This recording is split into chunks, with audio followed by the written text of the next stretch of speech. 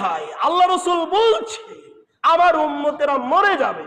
একবার বিছানাতে শুয়ে দেখেন না, ভাবেন না, বয়স তো 40 বছর শেষ, কয় বছর আর বাঁচবেন? সর্বোচ্চ হয়তো 20টা বছর আর জীবিত থাকবেন। 20 বছর পর আপনাকে মাটির সাথে মিশে যেতে হবে। 20 বছর পর আপনাকে পোকা পাকড়ে খেয়ে ফেলবে। 20 বছর পর আপনার নামি দামি বাড়ি ঘরে আপনার দ্বারাতে থাকা সম্ভব হবে না। 20 বছর পর আপনাকে অন্ধকার কবরে চলে যেতে হবে।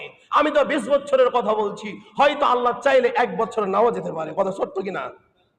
আরে ভাই, 1 বছর তো দূরের কথা, 1 মাস তো দূরের কথা, এই মেম্বার থেকে নামতে পারবো এর গ্যারান্টি আছে?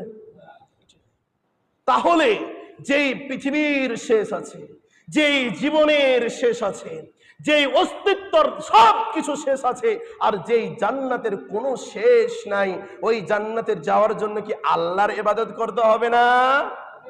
করবেন তো ইনশাআল্লাহ?